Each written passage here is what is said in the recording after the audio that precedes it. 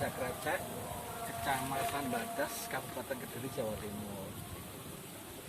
Nah, saya belajar pembudidaya ikan. Jadi mulai tahun 1990 itu sudah mulai belajar budidaya ikan. Yang saya geluti dulu waktu pertama kali belajar budidaya ikan, pada umumnya waktu itu ikan bader atau tawes sama ikan tombro. Untuk budidaya ikan tawes sama tombro itu memang musiman. Jadi untuk pemasarannya hanya 1 tahun sekali pada waktu musim penghujan. Ya alhamdulillah mulai tahun 2010 itu mulai ada lagi penemuan baru ikan nila, jenis-jenis ikan nila. Jadi untuk nila pemasarannya lebih meluas dan banyak diminati konsumen. Nah, makanya sekarang beralih ke budidaya nila. Nila ini sekarang pemasarannya lebih luas dan peminat konsumen lebih banyak. Untuk penghasilan nila dari mulai kita tebar larva sampai panen biasanya rata-rata umur 1 bulan. Jadi dalam waktu 1 bulan itu kalau rata-rata 1 kolam bisa mendapatkan kisaran 500.000 ekor ikan, dan itu nanti kita pasarkan, kita kirim. Biasanya kalau lokalan ke Lamongan sama Sidoarjo. Kalau untuk pemasaran yang ke luar pulau itu bisa ke Sulawesi, ke Kalimantan atau ke Sumatera. Jadi untuk pemasaran ke luar pulau bisa mencapai, kalau dihitung nominal 1 bulannya untuk nila bisa 1 juta ekor.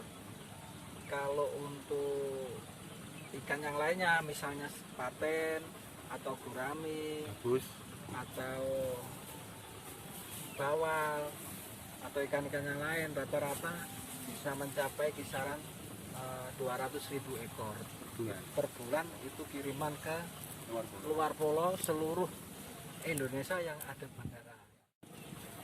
Berhubung permintaan luar pulau ya alhamdulillah mulai banyak, terus cara pengurusan penerbangan itu harus melalui karantina. Jadi kita mengajukan dokumen karantina, dan dokumen karantina alhamdulillah sudah ada dan sudah punya. Jadi untuk para pengirim-pengirim yang ada di wilayah sekitar Kediri, khususnya Kediri, umumnya Jawa Timur, nanti bisa menghubungi saya dengan atas nama CKIB Udin Minajaya Abadi. Untuk harapan kedepannya wilayah Kabupaten Kediri, khususnya daerah Kecamatan Badas, daerah produksi ikan, semoga lebih dikenal produksi ikannya seluruh Indonesia. Sedangkan sekarang sudah mulai dibangun bandara udara yang ada di Kabupaten Kediri. Itu salah satu peluang untuk para pengirim ikan atau petani ikan lebih luas untuk memasarkan produksi ikan yang ada di Kabupaten Kediri ini. Terakhir, semoga petani-petani ikan yang ada di wilayah Kediri semoga menjadi sukses selalu dan terangkat namanya dan punya pasaran yang sangat luas sekali dan bisa mensejahterakan para petani ikan air tawar yang ada di Kediri. Sekian dari saya. Assalamualaikum warahmatullahi wabarakatuh.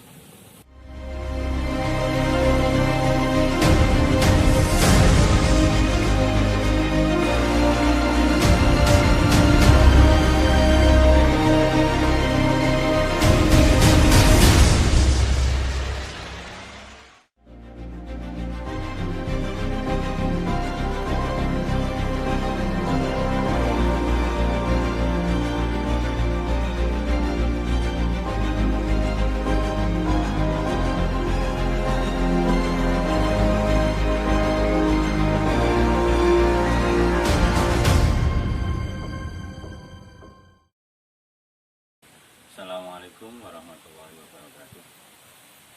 Nama saya Ahmad Baitun. Tempat tinggal di Dusun Karangmulyo, Desa Merandahan, RT 1 RW 2 nomor 07, Kecamatan Ngadiluih, Kabupaten Kediri. Saya mulai usaha ikan cupang dari tahun 2001. Kondisi ikan cupang waktu itu jenisnya masih lokal, slayer. Baru setahun kemudian ada HM dan CT. Di dunia cupang tahun 2001 itu awalnya saya juga cuma coba-coba, belum punya pekerjaan, jadi coba-coba untuk melihara ikan cupang. Setelah itu dilihat dari hasilnya kok lumayan, akhirnya mulai untuk pertama beli bibit orang lain. Setelah itu kita besarkan, harganya lumayan, hasilnya juga lumayan, akhirnya kita breeding sendiri. Setelah itu saya fokus di pembibitan. Sedangkan di pembibitan itu saya mulai awalnya cuma dibesarkan sendiri. Setelah 5 tahun kemudian sudah mulai rame, orang sudah mengenal ikan cupang, kita jualan bibit, khususnya ikan cupang dari segala jenis ikan cupang kita breed, buat bibit. Untuk bibit ikan cupang itu kita pemasarannya diantaranya ke Kota Tulungagung, Kediri sendiri, juga ada Surabaya, Madiun.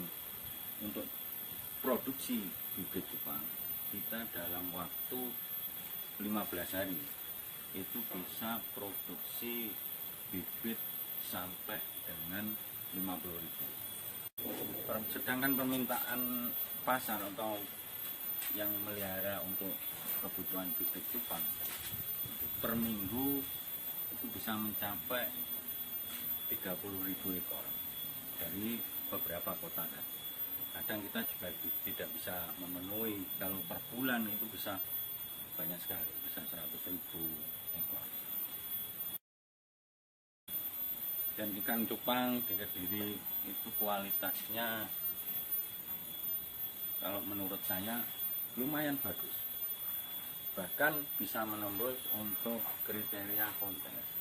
Tergantung kita bagaimana merawatnya. Contohnya seperti di farm saya ini, kenapa kok toplesnya pada terbalik? Itu mulai dari botol, itu usia 1 bulan sudah masuk botol aqua, lalu diseleksi mana yang grade kelas kontes, itu dimasukkan ke toples. Setelah ditoples, nanti dari kota-kota Surabaya, ya Jakarta, seluruh Indonesia lah, itu pada cari bahan untuk kontes.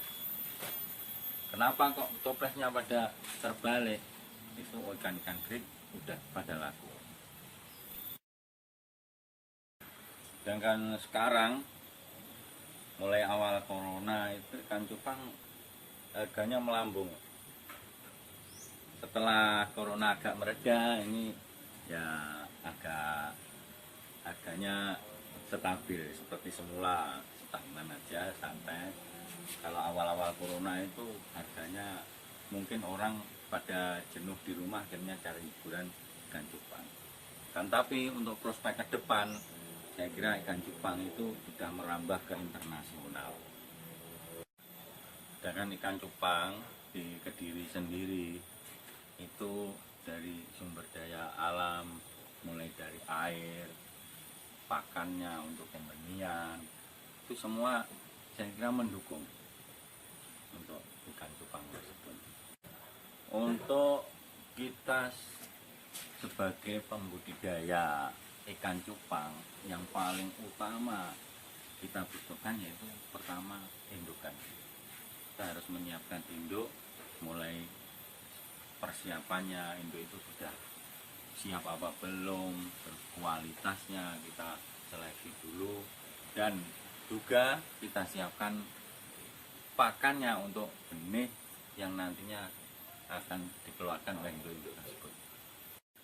Sedangkan untuk pakan, kalau bisa kita tempatnya memungkinkan, itu seharusnya untuk pembreeding kita harus punya pakan sendiri untuk benih atau buraya daripada cupang tersebut. Seperti di tempat saya itu ada kutu air, itu dari limbahnya air lele, itu bisa untuk butir pakan buraya daripada cupang. Juga ada lagi pakan untuk buraya cupang yang baru menetas, itu yang namanya infusoria.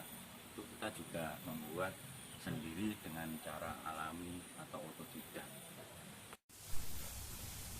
Dari petani-petani cupang di Kediri, terutama ya saya sendiri, untuk prospek ke depan usaha cupang itu sebenarnya sangat besar peluang bisnisnya, dan kita juga berharap kepada Dinas Perikanan. Dan sedangkan di sini kan mau jadi ada bandara internasional, nah kita kan sudah ekspor ikan, nah itu kesempatan yang sangat bagus. Jadi untuk Dinas Perikanan ya tolong nanti kalau bisa itu ada karantina sementara ini, kita mau kirim-kirim ke luar negeri itu kita fasilitasnya masih nebeng ke orang lain. Untuk eksportir juga kita ngikut sama transfer di Jakarta sana, kita ngirim ikannya ke sana, lalu baru sana yang ekspor ke negara tujuan yang mau kita kirimi. Jadi kita nggak bisa langsung ke konsumen. Kesimpulannya dari saya, untuk usaha cupang itu masih banyak sekali peluang dan sangat menjanjikan. Jadi untuk teman-teman jangan patah semangat, selalu oke, dan selamat Hari Ikan tahun 2021. Salam satu air. Sekian dari saya. Wassalamualaikum warahmatullahi wabarakatuh.